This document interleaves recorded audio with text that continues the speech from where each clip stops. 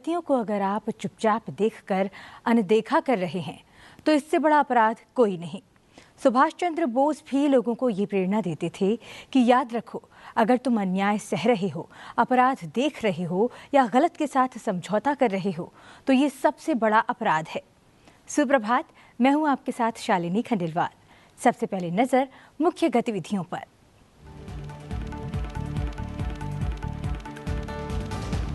पाँच 500 वर्षों पुराना सपना हुआ साकार। अयोध्या में वैदिक मंत्रोच्चार के साथ संपन्न हुआ श्री रामलला का प्राण प्रतिष्ठा अनुष्ठान। आम जनता के दर्शन के लिए आज से खुला राम मंदिर। प्रधानमंत्री ने कहा, भव्य राम मंदिर साक्षी बनेगा भारत के उत्कर्ष का, भारत के उदय का। समर्थ, सक्षम और भव्य दिव्य भारत के निर्माण के लिए संकल्प लेने का किया आह्वान। उपराष्ट्रपति जगदीप धनखड़ ने अयोध्या में राम मंदिर प्राण प्रतिष्ठा के विशिष्ट दिवस पर देशवासियों को दी बधाई। बोले, 22 जनवरी का दिन हमारी सभ्यता के इतिहास में दिव्यता के साथ साक्षात्कार के क्षण के रूप में रहेगा परिभाषित। कहा, प्रभु श्री राम के सद्गुणों को अपने जीवन में अपनाने का लें संकल्प। राष्ट्रपति द्रौपदी मुर्मू ने 19 असाधारण प्रतिभा संपन्न बच्चों को दिए प्रधानमंत्री राष्ट्रीय बाल पुरस्कार। प्रधानमंत्री नरेंद्र मोदी पुरस्कार जीतने वाले बच्चों से आज करेंगे संवाद।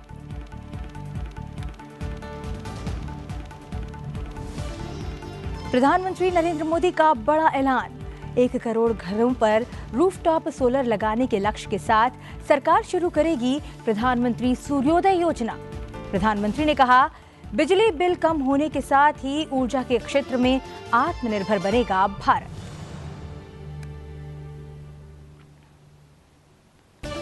और नेताजी सुभाष चंद्र बोस की जयंती पर पराक्रम दिवस आज। लाल किले में प्रधानमंत्री नरेंद्र मोदी करेंगे भारत पर्व का उद्घाटन। भारत पर्व में गणतंत्र दिवस की झांकी और सांस्कृतिक प्रदर्शनों के साथ ही देश की समृद्ध विविधता की झलक।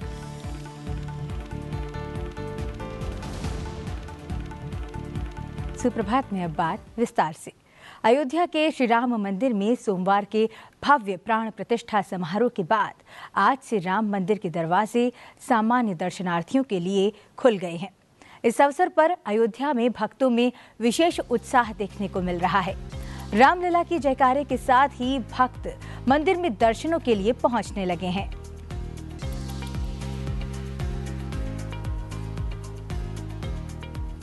पांच सदियों के इंतजार को खत्म करके रामलला अब अपनी जन्मस्थली अयोध्या में विराजमान है। राम का राज्य आदर्श राज व्यवस्था का मंत्र देता है। अयोध्या का श्री राम मंदिर और उसका उद्घाटन एक ऐतिहासिक मील का पत्थर है।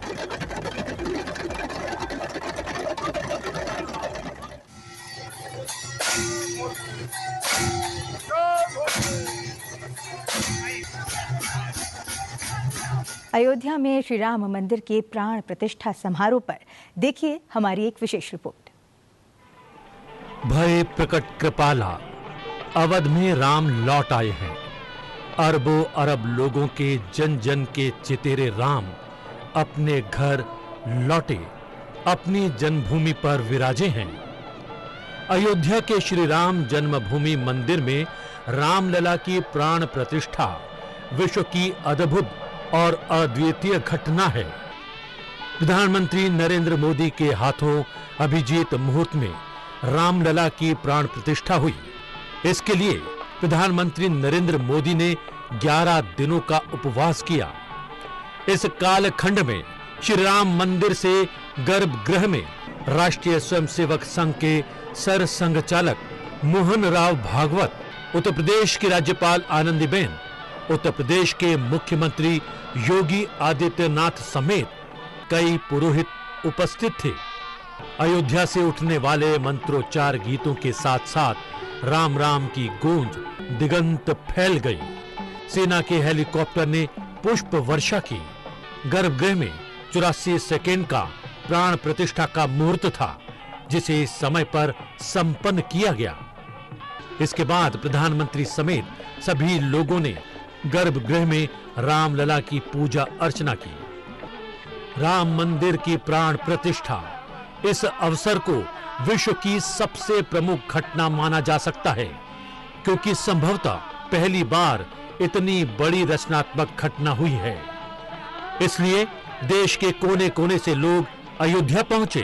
पूरे संसार की आंखें अयोध्या पर टिक गई।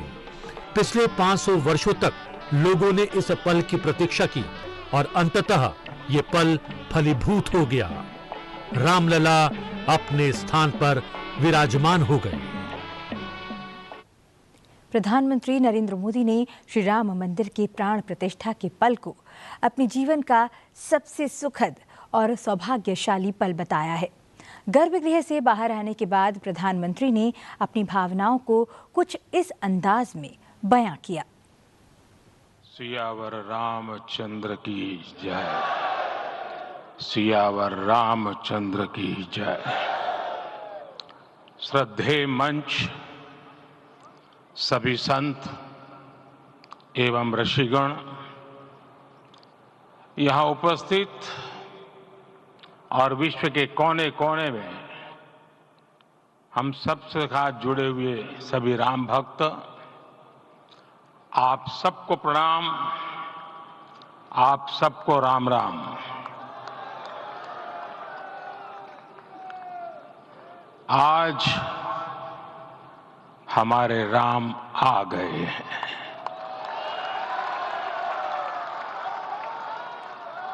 सदियों की प्रतीक्षा के बाद हमारे राम आ गए हैं। सदियों का अभूतपूर्व धैर्य, अनगिनत बलिदान, त्याग और तपस्या के बाद हमारे प्रभु राम आ गए हैं। इस शुभ घड़ी की आप सभी को, समस्त देशवासियों को बहुत बहुत बधाई। मैं अभी गर्भगृह में ईश्वरीय चेतना का साक्षी बनकर आपके सामने उपस्थित हुआ हूं। कितना कुछ कहने को है, लेकिन कंठ अवरुद्ध है। मेरा शरीर अभी भी स्पंदित है, चित्त अभी भी उस पल में लीन है।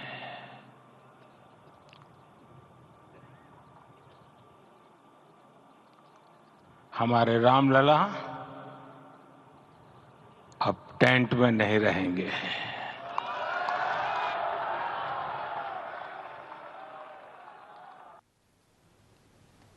प्रधानमंत्री ने 22 जनवरी की तारीख को इतिहास का सृजन करने वाली तारीख करार दिया।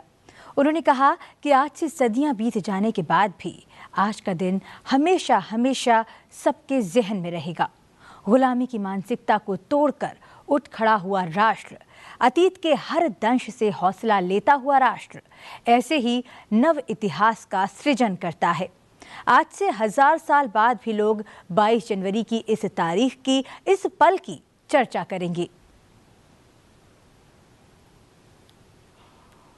अपार श्रद्धा है कि जो घटित हुआ है इसकी अनुभूति देश के, विश्व के कोने कोने में राम भक्तों को हो रही होगी। ये क्षण अलौकिक है, ये पल पवित्रतम है। ये माहौल, ये वातावरण, ये ऊर्जा, ये घड़ी प्रभु श्री राम का हम सब पर आशीर्वाद है। 22 जनवरी 2024 का ये सूरज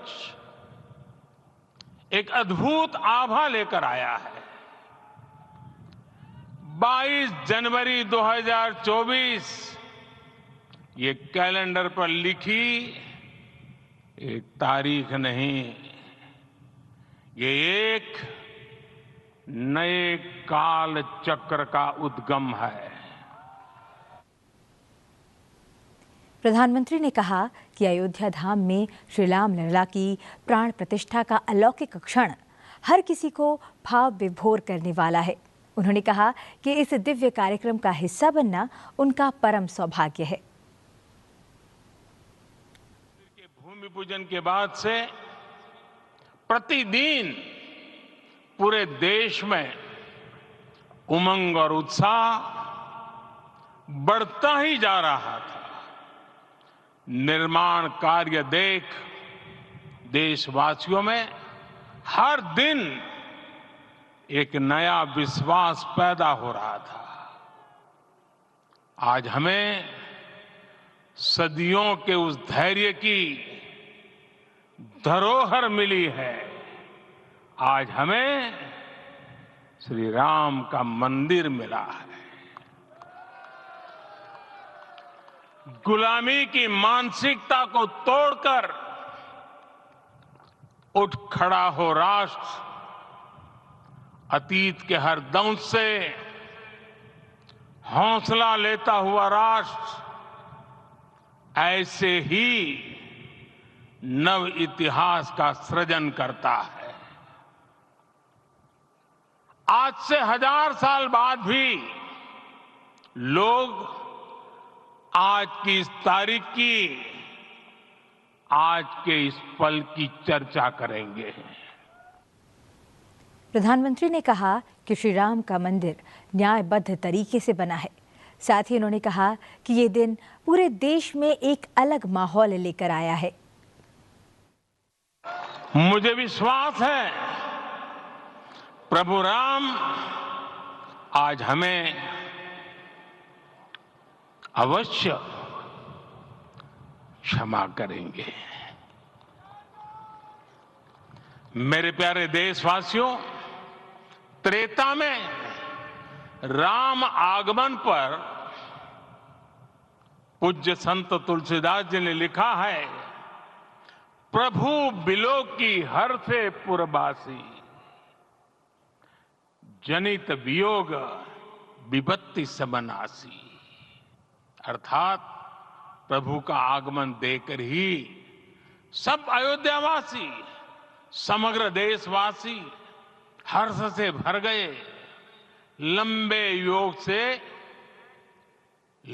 वियोग से जो आपत्ति आई थी उसका अंत हो गया। उस कालखंड में तो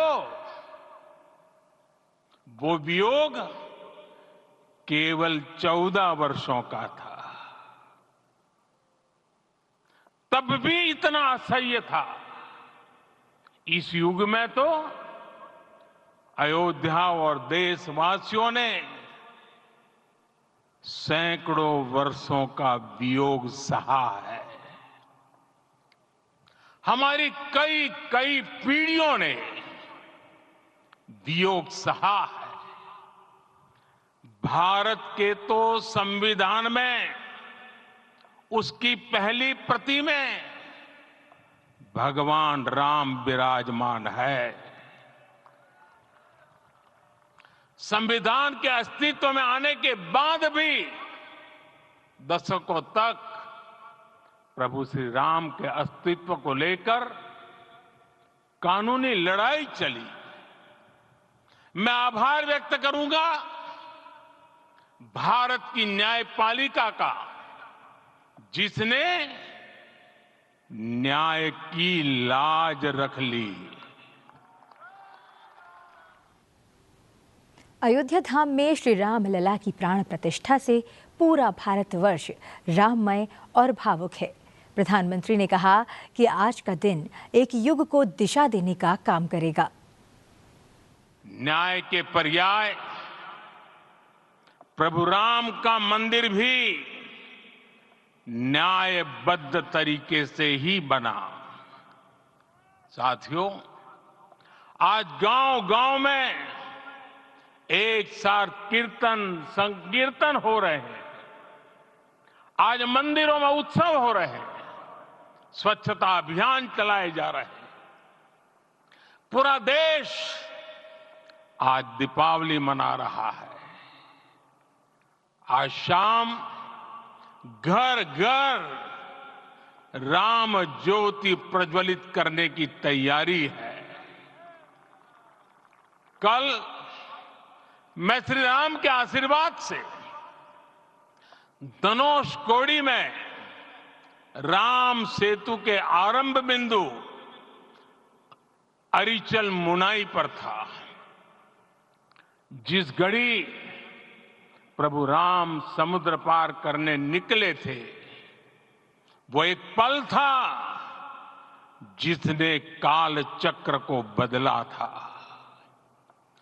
उस भावमय पल को महसूस करने का मेरा ये विनम्र प्रयास था। वहां पर मैंने पुष्प वंदना की। वहां मेरे भीतर एक विश्वास जगा कि जैसे उस समय काल चक्र बदला था, उसी तरह अब काल चक्र फिर बदलेगा और शुभ दिशा में बढ़ेगा। अपने 11 दिन के व्रत अनुष्ठान के दौरान मैंने उन स्थानों का चरण स्पर्श करने का प्रयास किया जहां प्रभु राम के चरण पड़े थे।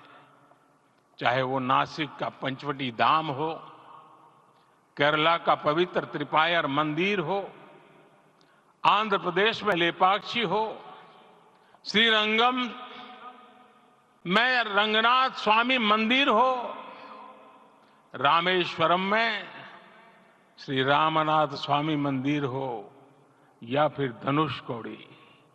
मेरा सौभाग्य है कि इसी पुनीत पवित्र भाव के साथ मुझे सागर से सरयू तक की यात्रा का अवसर मिला। प्रधानमंत्री ने कहा कि भव्य राम मंदिर भारत के उत्कर्ष का, भारत के उदय का साक्षी बनेगा। प्रभु राम तो भारत की आत्मा के कण कण से जुड़े हुए हैं। राम भारतवासियों के अंतर मन में विराजे हुए हैं। हम भारत में कहीं भी किसी की अंतरात्मा को छुएंगे तो इस एकत्व की अनुभूति होगी और यही भाव सब जगह मिलेगा। इससे उत्कृष्ट, इससे अधिक देश को समायोजित करने वाला सूत्र और क्या हो सकता है। प्रधानमंत्री ने कहा कि काल चक्र बदल रहा है। ये सुखद संयोग है कि हमारी पीढ़ी को एक कालजयी पथ के शिल्पकार के रूप में चुना गया है। उन्होंने कहा कि 1000 वर्ष बाद की पीढ़ी राष्ट्र निर्माण के हमारे आज के कामों को याद करेगी।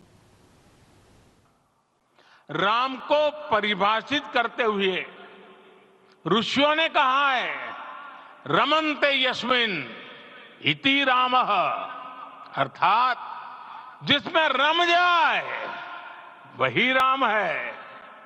राम लोक की स्मृतियों में, पर्वत से लेकर परंपराओं में सर्वत्र समाये हुए हैं। हर युग में लोगों ने राम को जिया है।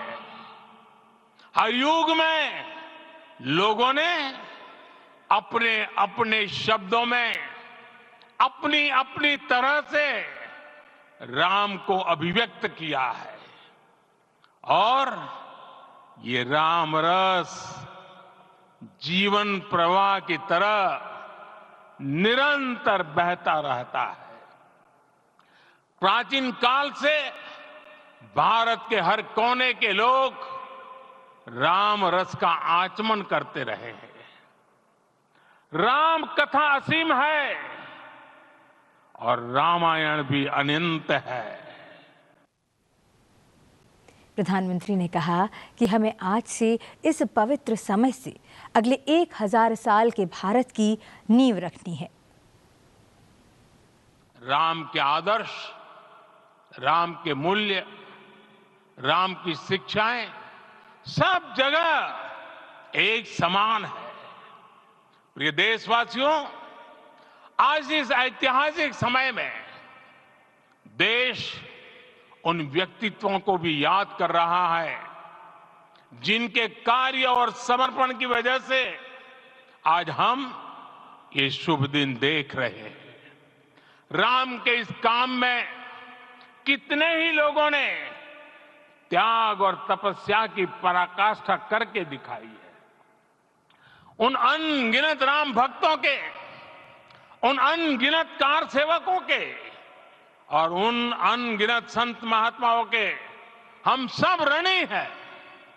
साथियों, आज का ये अवसर उत्सवता का क्षण तो है ही, लेकिन इसके साथ ही यह क्षण भारतीय समाज की परिपक्वता के बोध का भी क्षण है।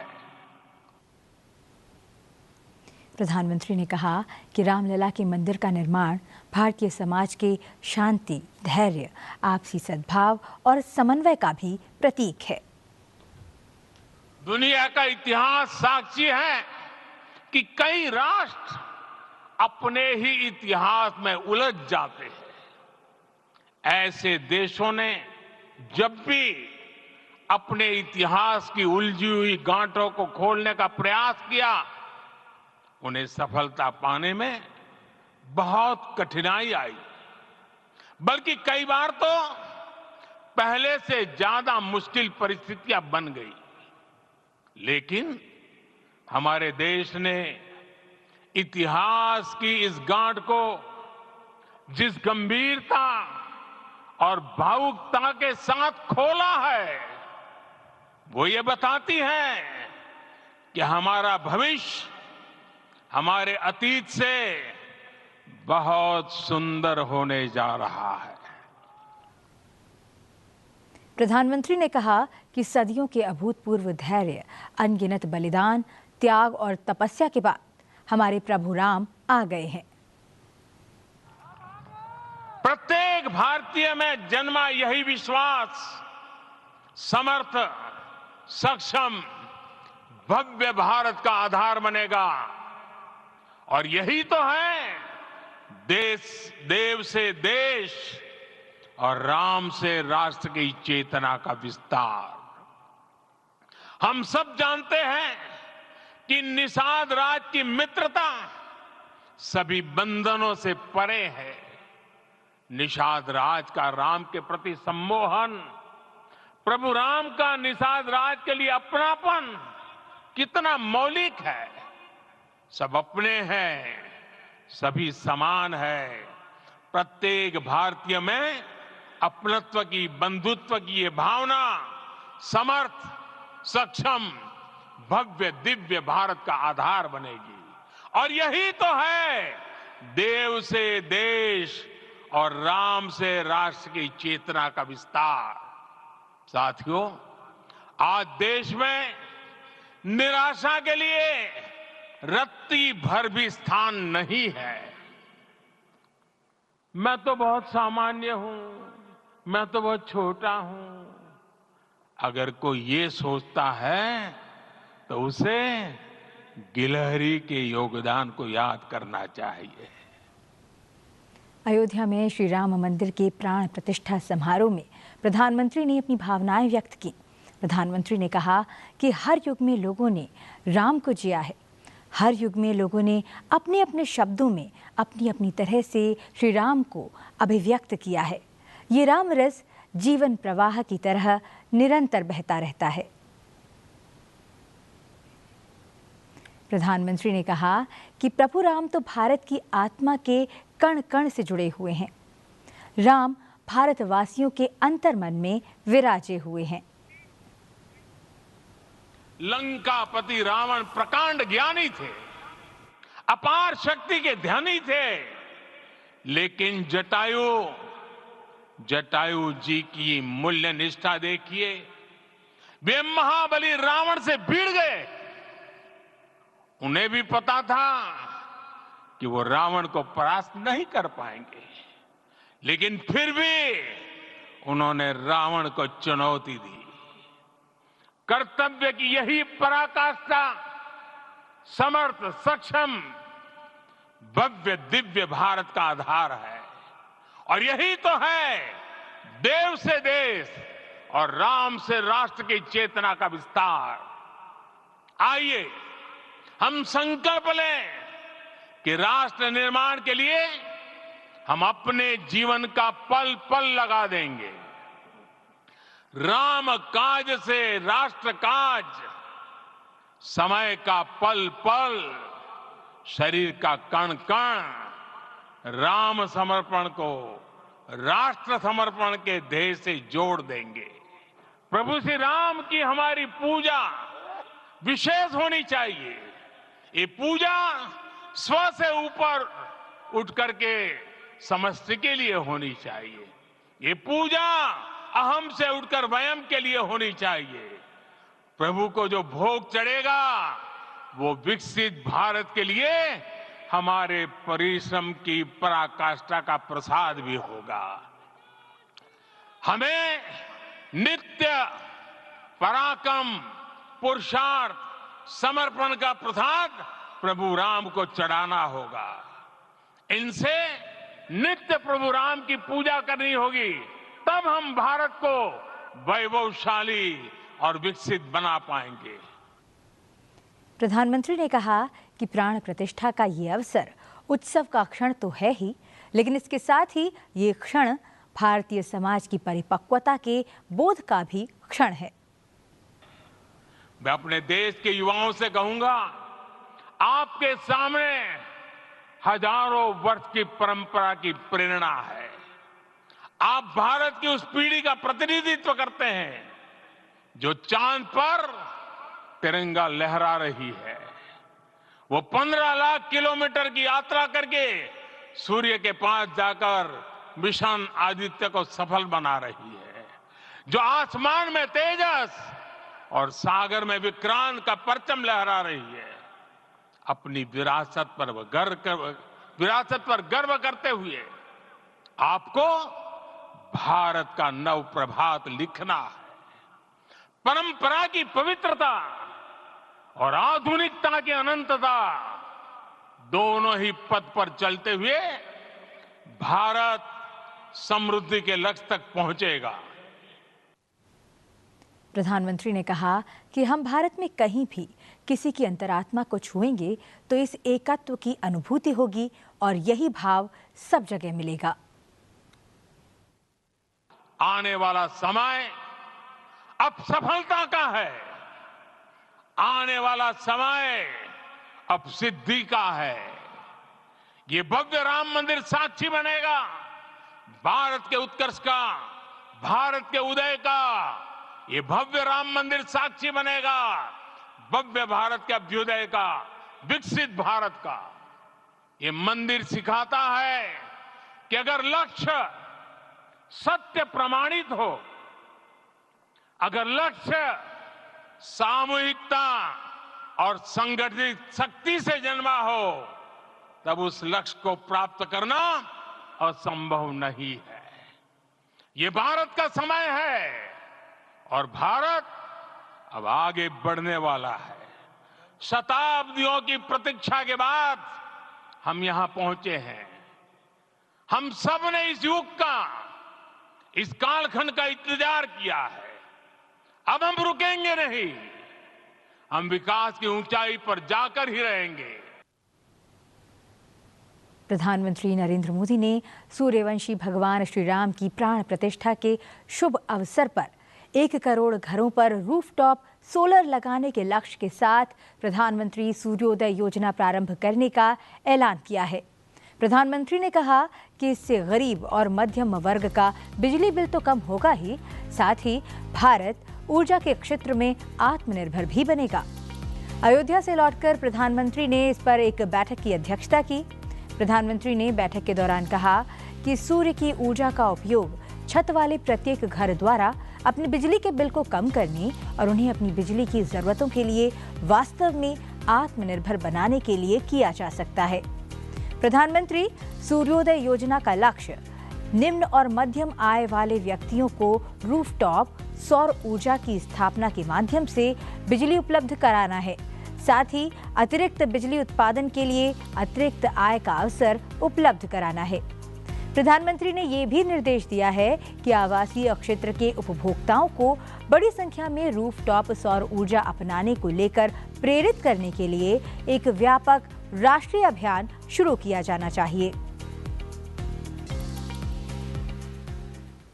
वहीं अयोध्या में प्राण प्रतिष्ठा के मौके पर आरएसएस प्रमुख मोहन भागवत ने कहा कि आज 500 वर्षों बाद रामलला यहां लौटे हैं और जिनके प्रयासों से हम आज का ये स्वर्ण दिन देख रहे हैं, उन्हें हम कोटि कोटि नमन करते हैं। इस युग में रामलला के यहाँ वापस आने का इतिहास जो कोई भी श्रवण करेगा, उसके सारे दुख दर्द मिट जाएंगे। इतना इस इतिहास में सामर्थ्य है। और संपूर्ण विश्व को त्रासदी से राहत देने वाला एक नया भारत खड़ा होके रहेगा, इसका प्रतीक आज का कार्यक्रम बन गया है। ऐसे समय में आपके उत्साह का, आपके आनंद का वर्णन कोई नहीं कर सकता। हम यहां पर अनुभव कर रहे पूर्ण देश में यही वातावरण है। छोटे छोटे मंदिर के सामने दूरदर्शन पर इस कार्यक्रम को सुनने वाले हमारे समाज के करोड़ों बंधु वहां पहुंच न पाए, ऐसे घर घर के हमारे नागरिक सज्जन, माता भगिनी सब भाव विभोर है, सब में आनंद है, सब में उत्साह है।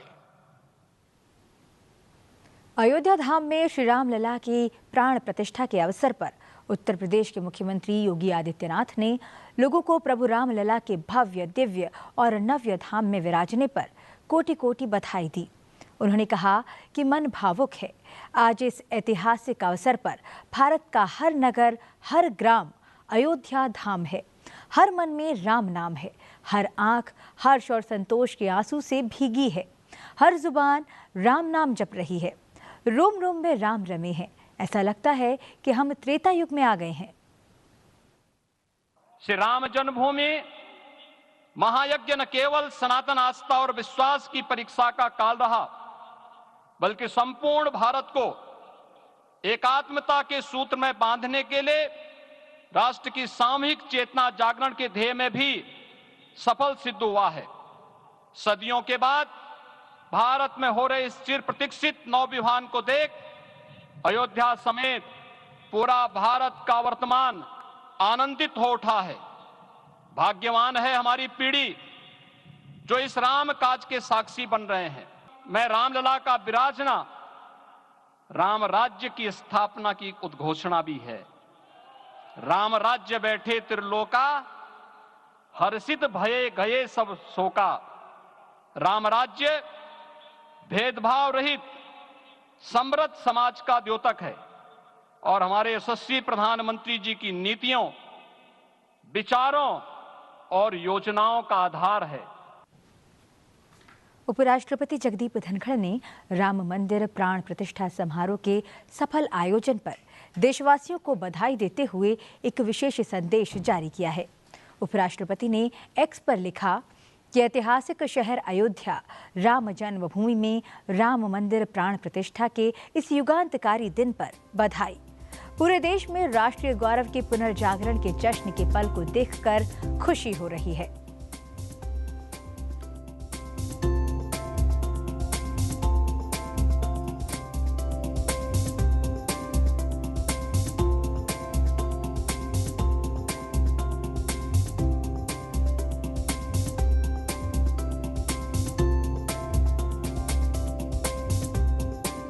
के प्रति राष्ट्र की असीम जागृत चेतना का द्योतक बताया।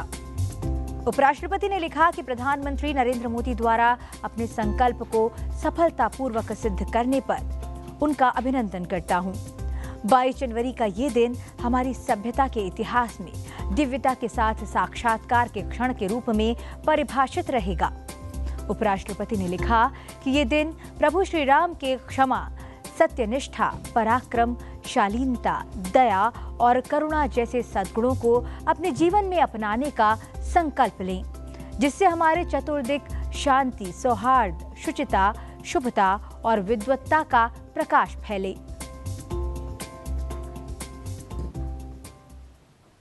अयोध्या में श्री राम लला की प्राण प्रतिष्ठा के अवसर पर पूरे देश में दीपावली मनाई गई। दिल्ली में उपराष्ट्रपति निवास पर भी दीपोत्सव मनाया गया, जहां उपराष्ट्रपति जगदीप धनखड़ और उनकी पत्नी ने दीप प्रज्वलित किए।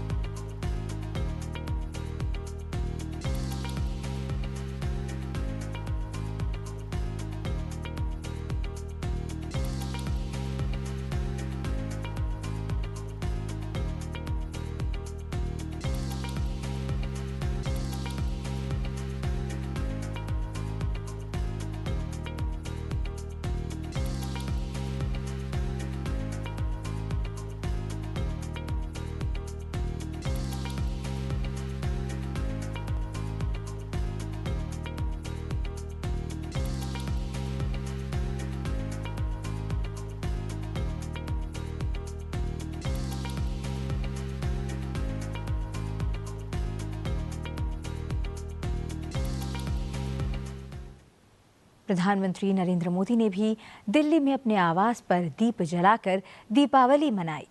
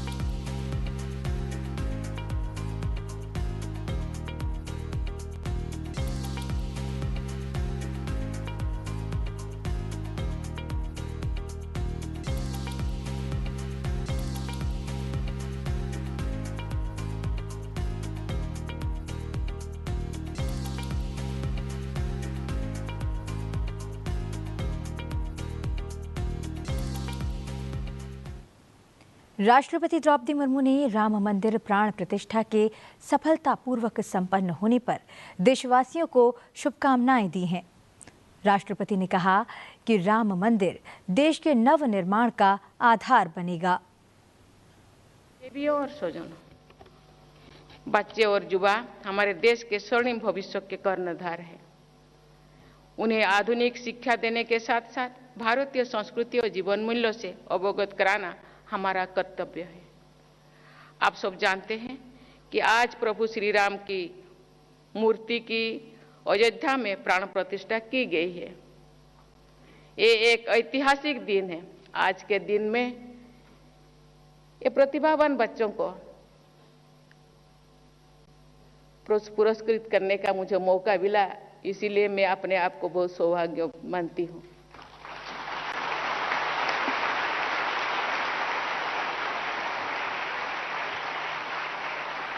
धीरज रखना, बड़ों का सम्मान करना, छोटों को प्यार देना, सबको साथ लेकर चलना, संकट के समय साहस से काम लेना, मर्यादा का हमेशा ध्यान रखना और सबकी भलाई के लिए काम करना, ये सब भगवान राम के आदर्श है।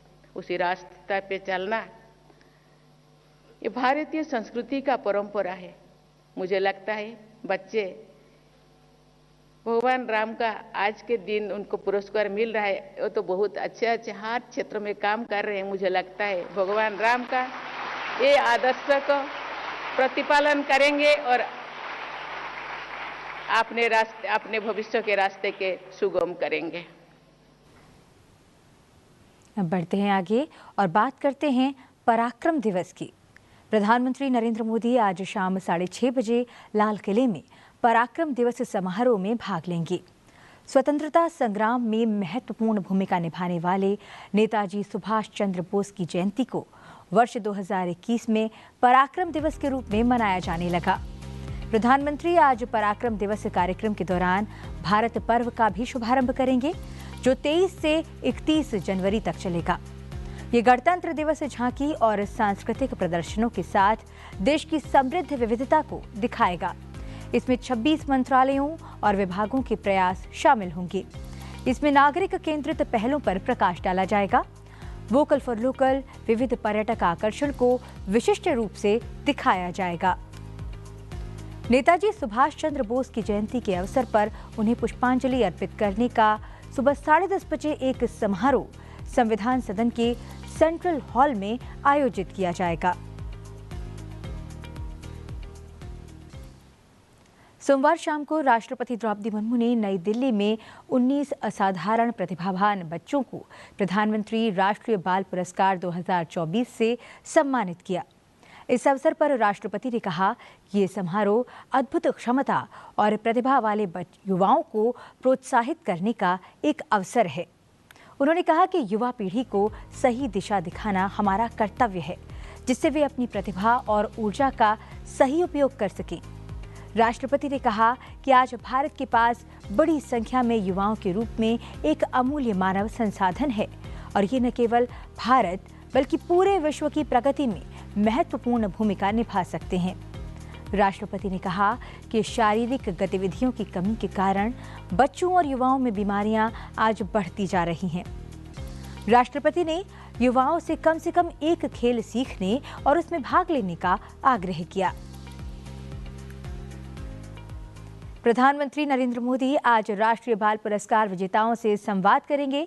पुरस्कार विजेता बच्चे 26 जनवरी को गणतंत्र दिवस परेड में शामिल होंगे।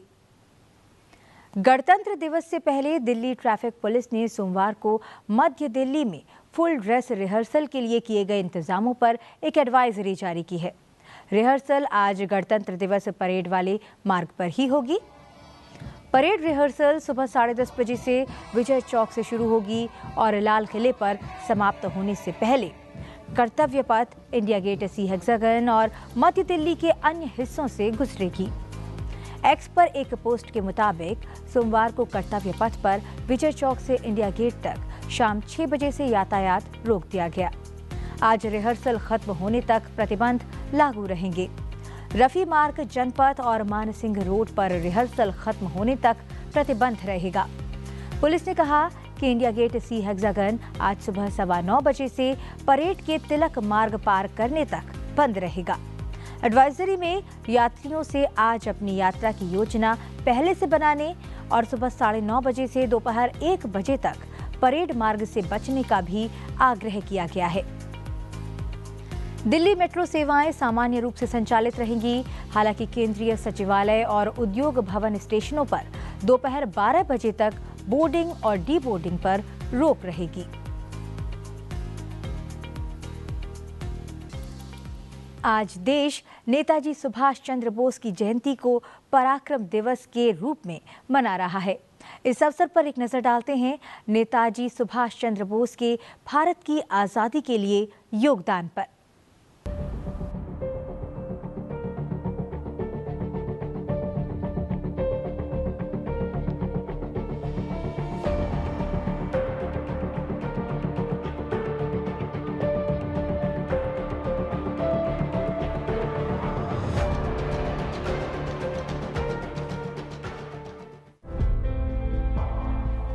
देश को आजादी दिलाने के बाद वो हिमालय जाना चाहते थे। आखिर क्यों जाना चाहते थे हिमालय? सुभाष की अज्ञात यात्रा में इस सवाल का जवाब है कि सुभाष चंद्र बोस क्यों एकांत जगह की तलाश में रहा करते थे। जनता के बीच वो मंच पर लंबा भाषण देते, लेकिन मंच से अलग होते ही एकांत चाहते थे। रात का समय उनकी आध्यात्मिक साधना का समय होता था उनके रोज के काम और आध्यात्मिक साधना साथ साथ चला करती थी। नेताजी लंबे समय तक जर्मनी और जापान में रहे। साथ में रही उनकी श्रीमद् भगवत गीता। हर रोज वो मन की शांति और शक्ति के लिए गीता का पाठ किया करते थे। सिंगापुर प्रवास के दौरान ध्यान लगाने के लिए वे रामकृष्ण परमहंस आश्रम चले जाया करते थे। बर्लिन में जब दूसरे विश्व युद्ध के दिनों में बमबारी की आवाजें आया करती थी, तब वे अपने घर में देर रात तक ध्यान किया करते थे। उनकी जीवन की आदतें आमतौर पर सादगी लिए हुए थीं। वो मां काली के उपासक थे और शिव के भक्त। 1933 में नेताजी अपने दोस्त दिलीप कुमार रॉय को लिखते हैं, मैं शिव के प्रति ज्यादा भक्ति भाव में रहता हूं। कुछ सालों से मंत्रों की शक्ति को मानने लगा हूं। वाकई मंत्रों में बहुत ताकत होती है।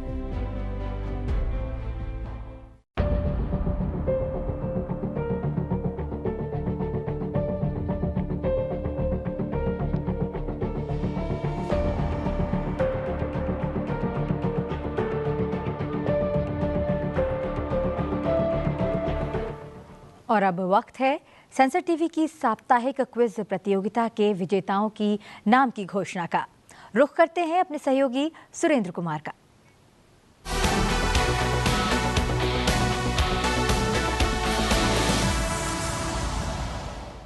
नमस्कार, सेंसर टीवी की विशेष प्रस्तुति न्यू इंडिया क्विज में आप सभी दर्शकों का एक बार फिर स्वागत है। मैं हूं सुरेंद्र कुमार। पिछले हफ्ते हमने आपसे एक सवाल पूछा था, संविधान के अनुच्छेद 108 के अंतर्गत लोकसभा और राज्यसभा की संयुक्त बैठक किसके द्वारा बुलाई जाती है? आपके विकल्प थे राष्ट्रपति द्वारा, लोकसभा अध्यक्ष द्वारा, प्रधानमंत्री द्वारा या फिर राज्यसभा सभापति द्वारा। और इसका सही जवाब है राष्ट्रपति द्वारा। ड्रॉ के माध्यम से 3 छात्रों का नाम बतौर विजेता घोषित किया जाता है। इनके नाम हैं पश्चिम बंगाल के हुगली से निकित्सा चौरसिया, अंडमान निकोबार द्वीप समूह के पोर्ट ब्लेयर से तेजस कुमार और तेलंगाना हैदराबाद से शिरीषा सनाथा। विजेता छात्रों को बहुत बहुत बधाई। बाकी सभी सही जवाब देने वाले प्रतिभागियों को सेंसर टीवी की ओर से बधाई और शुभकामनाएं। ऐसे ही भारतीय संविधान से जुड़ी इस प्रतियोगिता का हिस्सा बने रहिए। हो सकता है अगले विजेता आप हों। प्रतियोगिता का अगला सवाल बुधवार यानी 24 जनवरी को पूछा जाएगा।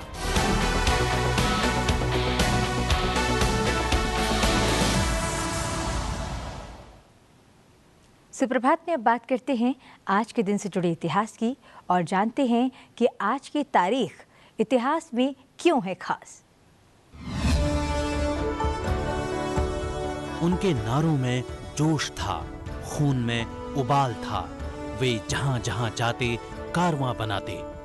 23 जनवरी साल 1897 को नेताजी सुभाष चंद्र बोस का जन्म ओडिशा के कटक में हुआ था। वे भारत में स्वतंत्रता संग्राम के महानायक रहे। नेताजी ने जय हिंद का नारा दिया। उनके अविस्मरणीय योगदान का देश आज भी कर्जदार है। तुम मुझे खून दो, मैं तुम्हें आजादी दूंगा का नारा देने वाले नेताजी का भारत के आजादी में महत्वपूर्ण योगदान रहा है। नेताजी ने द्वितीय विश्व युद्ध के समय अंग्रेजों के खिलाफ मोर्चा संभाला। इस दौरान उन्होंने जापान के सहयोग से आजाद हिंद फौज का गठन किया। इसके साथ ही स्वतंत्रता आंदोलन की लड़ाई में उन्होंने आजाद हिंद सरकार का गठन किया। उनका संपूर्ण जीवन हर युवा और भारतीय के लिए आदर्श है। नेताजी ने आजादी की जंग में शामिल होने के लिए भारतीय प्रशासनिक सेवा का परित्याग कर दिया और इंग्लैंड से भारत वापस लौट आए। साल 2021 में भारत के प्रधानमंत्री नरेंद्र मोदी ने नेताजी की जयंती को पराक्रम दिवस के रूप में मनाने की घोषणा की। उसके बाद से भारत उनकी जयंती को हर साल पराक्रम दिवस के रूप में मना रहा है। सुप्रभात की इस विशेष प्रस्तुति में फिलहाल इतना ही। चलते चलते आपको छोड़ जाते हैं अयोध्या धाम में प्राण प्रतिष्ठा के दौरान भक्ति के रंग में सराबोर भजनों की पेशकश के साथ। मुझे दीजिए आज्ञा, आप बने रहिए संसद टीवी के साथ। नमस्कार।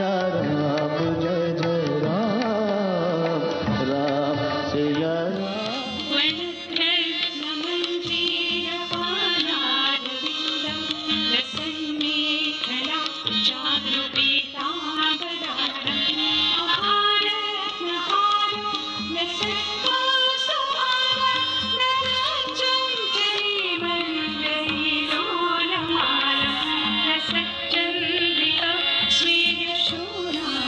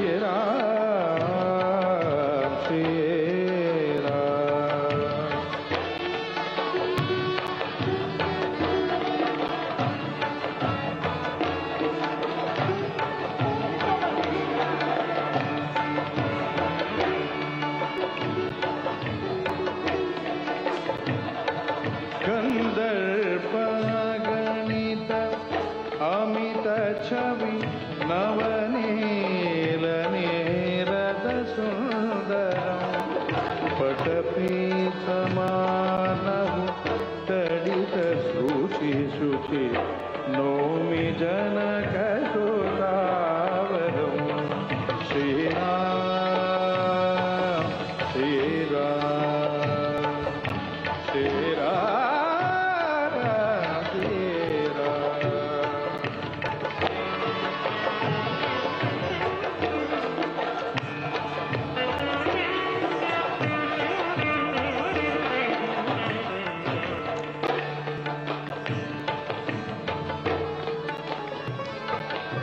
भज दीन बंधु दिनेश दानव दैत वंश निकंदनो